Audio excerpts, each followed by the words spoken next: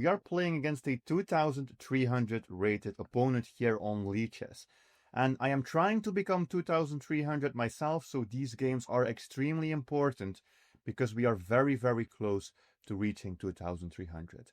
In this game, I will be playing d4 knight to d2, which is the Pegasus system opening. This is my own opening system that I invented, and this is so much fun to play as white. And there are so many players that still don't know this opening, which leads to them basically running straight into some very dangerous lines. For example, this specific setup, this one here, is something that I have played so many times already, and I am pretty sure that my opponent is actually not that well prepared to play against this. So these two queens facing off is a common thing. What we want to happen is we want them to take our queen.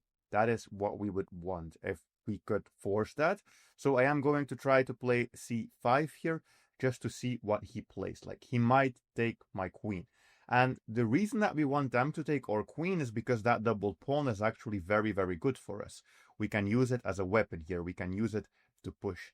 But my opponent is not going to fall for that here. They are not going to capture. These types of positions, especially against the 2300 rated opponents, are not that easy because they really know what they are doing. The plan for white is simple. We want to castle, and we also want to start pushing pawns on the queen side.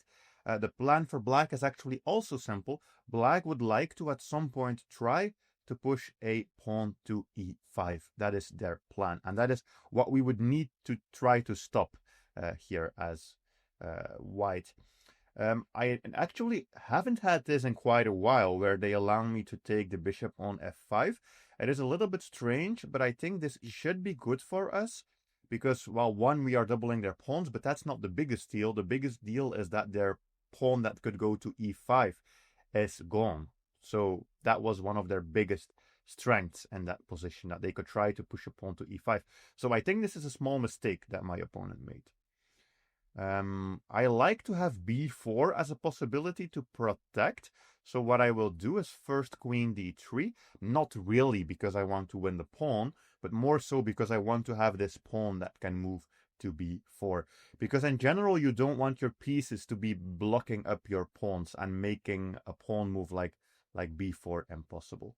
This knight over here, it's perfectly fine. I am not really worried about it. I am just going to castle. And of course, we will not take this with the knight, otherwise we would be running into a very nasty pawn fork, which is definitely not what we want. I just played this because I am looking at the move pawn to b4 in the future. And the plan for white is quite simple in that we just want to push on the queen side. We just want to push on the queen side, and the reason I know that is, well, look at these pawns. I think they are giving me a very obvious sign that I need to do something in that direction. Also, the center is completely blocked, and there is pretty much nothing going on the king side. So we have to go to the queen side. And I really want to play the move b4. I think even instead of castling here, I could have played b4 there as well. My opponent, if they want, they can always sack a piece for 2 pawns. I think that might be what he was calculating, because I mean, it's probably somewhat playable for black, having that many pawns on this side of the board. Okay, so I think our plan should be very simply to push on the queen side. That is what we will try here. If we ever can control e5, for example, with the knight, I think that would be good. The reason that I haven't gone for it right now is because, well, we would be blundering a pawn there, because the queen and knight are working together.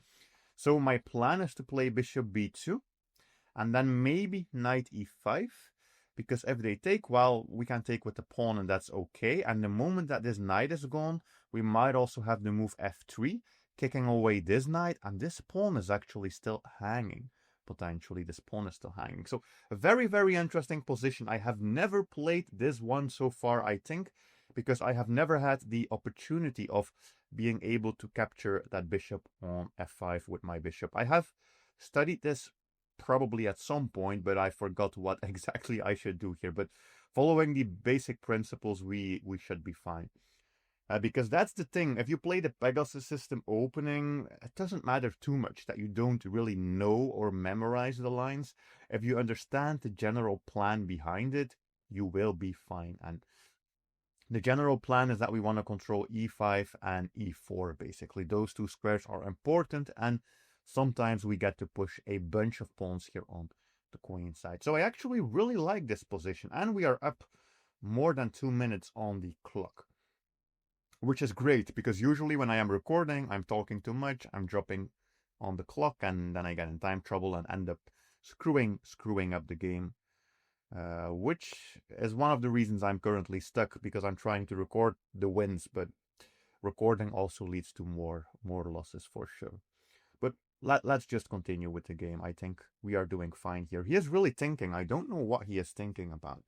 Or maybe he realizes that the position is better for us. Would be extremely funny if he castled on the queen side. I think that would be a huge blunder, because like all of our pawns are already rolling down the board. I mean, if he castles to the queen side, that would be bad. I see we have some viewers. It's always funny. Like it's like I can never play a game without having some subscribers watch the game live. It's very funny. Okay. So yeah, he is really thinking. We are up 3 minutes on the clock right now, so he just burned through another minute. Maybe I am playing too fast, but I hope he is still there. I think so. He still has the green wing icon, which means that he is online, and he is a proud supporter of Leeches, and so am I, which means that we donate money basically to keep the server running, which I recommend everyone to do if you are using Leeches. Knight f6. Okay, that's interesting. I almost forgot my own plan because he was thinking so long. I don't know if that happens to some of you as well, but I almost forgot what I was doing here. So I think it was like knight, bishop b2, knight e5, right? That was our plan. I think that was our plan. The only thing is, like, since he moved to knight, I guess we just have knight e5 anyways. Yeah, I think we might have knight e5 anyways there now. I am pretty confused by what's going on here, but I think we are going to play knight e5. That was my plan. I mean, I don't really need the bishop here right now because, like, he won't sacrifice the queen.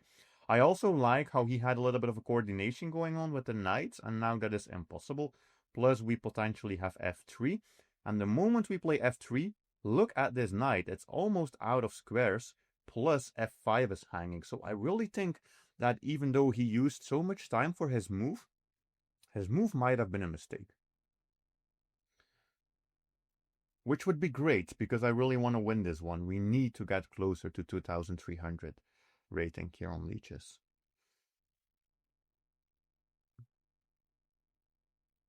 So I think everything is great. This is a very typical position from, well, very typical, I wouldn't say, because the pawn on f5 is not typical. But with this pawn there, I have had that position multiple times already. That exact setup with the pawn on e6. Now, because of this bishop trade with the pawn up on f5, I think it might even be more interesting for us. Okay, so he does eventually end up going for my knight, which I will recapture with the bishop, because he might be jumping in, and I don't want my queen to be under attack there. We also now have an attack going against f5, so that is good. He might just throw a new knight in there. I think that might be a possibility. We will see if that happens. And we still have very similar plans. I still want to push pawns on the queen side and see if we can open up the position, maybe get the two rooks going there, and basically try something. Maybe try to open up a file for the rooks, or try to win a pawn there, or try to do a tactic with a check on b5, and then maybe winning that pawn, like something. Probably there will be nothing if he plays very well, but we need to try. But I mean, we are up 4 minutes on the clock, so that's a very good start. A very interesting thing about this position is that I'm actually not sure anymore about my earlier plan. My earlier plan was to play f3. But if I play f3, he takes, I take, he chases away the knight, I move, and I end up with a backward pawn, or well, not really a backward pawn, but at least a pawn that can be attacked and not promoted. So I think f3 would not be a good move here. The question is, do we allow him to take this and turn it into a knight versus bishop endgame? That's a very important decision, but I honestly don't care too much. I think I'm just going to continue with the queenside plan, and if he really wants, yes, he can take my bishop. In general, I recommend saving your bishops and not letting a knight capture it, but I feel like here this knight is actually a strong piece for him, and my bishop is locked in behind pawns, not doing too much. So if he captures my bishop, I'm fine with it, but in the long run, if the position starts opening up, I might regret it, because he will have a bishop. But it doesn't look like it will open up soon with this blocked center. So those are the types of things that I am thinking about here during a game. Plus, we always have f3 to go back with the knight if he ever plays f6, and this is also still hanging this pawn there. So if we ever play that f3 move, like, there might be something there, but I don't really see it. For example, let's say he castles long, which would be a huge blunder at this point. If we play f3 and he takes, I can take that with a check to the king. He has to do something. Like, there might be something there. I don't know, because then our bishop would be lost, but you can imagine something maybe if the rook is here. I would be super happy. I think, like, if he castles queenside, that's just game over immediately, because he castles straight into the attack, but I think he will castle kingside. But by now we are up 5 minutes on the clock. So I don't know what's going on with Scott, but Scott is using a lot of knights there. Okay, so he plays bishop to f6. That threatens to win a pawn. If he takes the knight, that wins a pawn. So that's not so great. That's not so great. And there is not really anything I can do about it, except move the knight or play pawn to f4. I think those are my only two options. Or I go back, or I play f4. f4 does leave me with like a temporary problem there, but I mean, as long as my knight is blocking it, it's not really a problem. f4 also eliminates my option of ever playing that beautiful f3 move. And knight f3 to me feels like it's just too defensive. So I think I'm going to go for this one, but we do have a forever weakness on this file. I don't know if there's like a plan for him with g5 or something. I just started thinking about it, like maybe there is something there, but it would be extremely difficult to calculate. So he takes. How do we recapture? Well, if I do this, I have an open rook. If I do this, I lose a pawn that's supporting there. So I think this is fine, which also gives us an open rook. Okay. And now I think it might be worth to save our bishop or to push b5, one of those moves.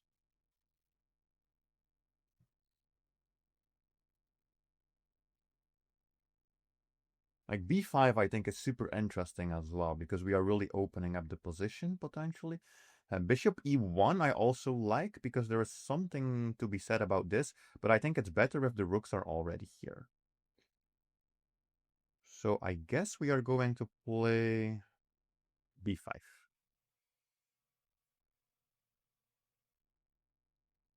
But I think like anything was possible. I think rook b1 or bishop e1 probably also were good moves there.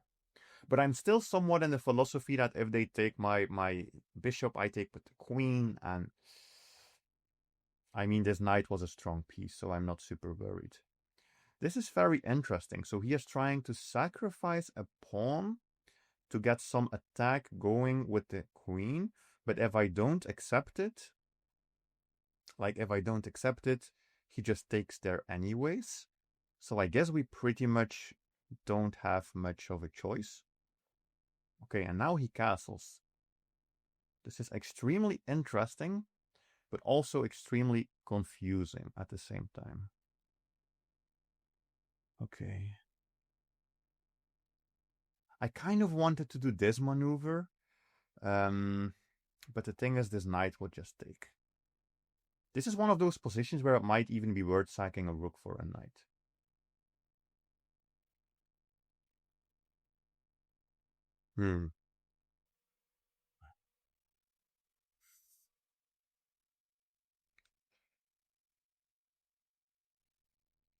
But I think he played it well because he is going to get the eventual position where he is attacking that backwards pawn that we created. So we might start regretting the choice later.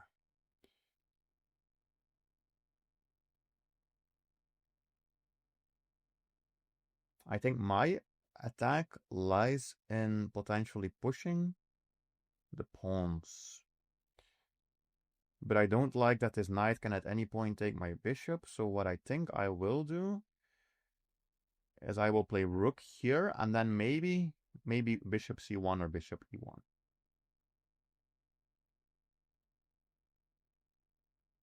But this will be a very interesting game. I have to say, like, Scott used so much time to think. He is down so much on the clock, but his position is actually interesting. I thought we were completely winning, but I'm not super sure anymore. I think Scott is also has some counterplay. Especially that f6 move, I think, was a very smart move by him. I'm just trying to break through on the queen side. That's like our only hope to see if we could maybe win the game. Because that's where all of our pieces are pointing. And Scott is trying to probably win on e3. Or maybe start an attack on the king, but I think that's not likely. I think his plan is just to win this one pawn there. So we will see. That's always what's going on in chess, right? I have a plan. He has a plan. One of us has to be wrong. Who it's going to be, I'm not sure yet. So I like b6. I like b6. Because if he takes, I take with the rook, and I can try to win that pawn. I don't like taking. I could also play a5.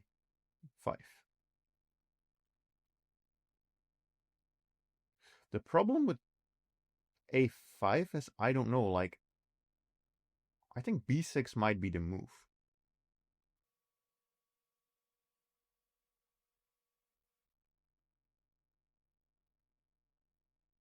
I think b6 might be the move. Because we are trying to break open the position, but it also comes with an attack on the queen. I don't know yet if I should take on a7, but the thing that I feared the most is that Scott will just play a6 at some point and my entire attack will be gone. That would be the worst possible thing. So that is not what we want. This, I think, is way better because now we have pressure as well. And like he is trying to win this pawn, I will try to win that pawn. Or I will just push. Yeah, I think I could just push and like infiltrate somehow.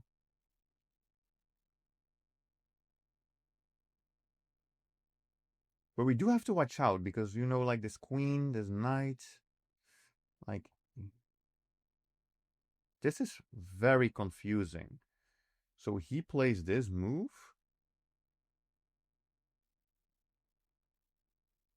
And if I take, I have my bishop there. But he can always go for the exchange.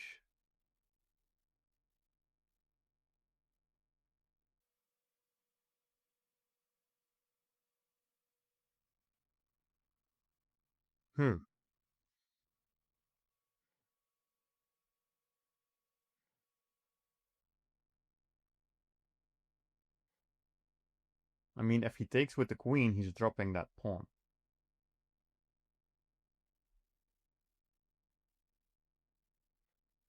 Yeah, so he has to take with the rook.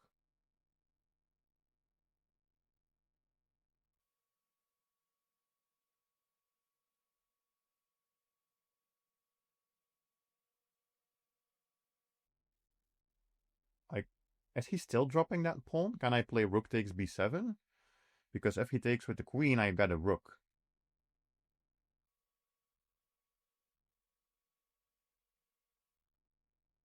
And what if he plays rook takes d4? Like, I take his queen, he takes my queen, I take his pawn. It looks interesting. And he only has 20 seconds to figure it all out, so.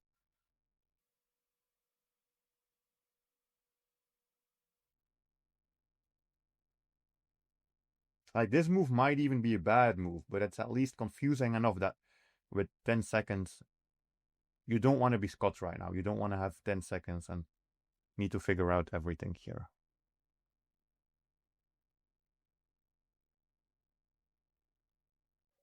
All right, and we actually ended up winning on the clock, but I do need to see if this position was actually winning for us, yes or no. I need to know that. So very interesting, this position is only slightly better for white. Slightly better for white, but rook b7 was the best move. And the reason why it's only slightly better is because he has rook here, as I said, and then it's confusing.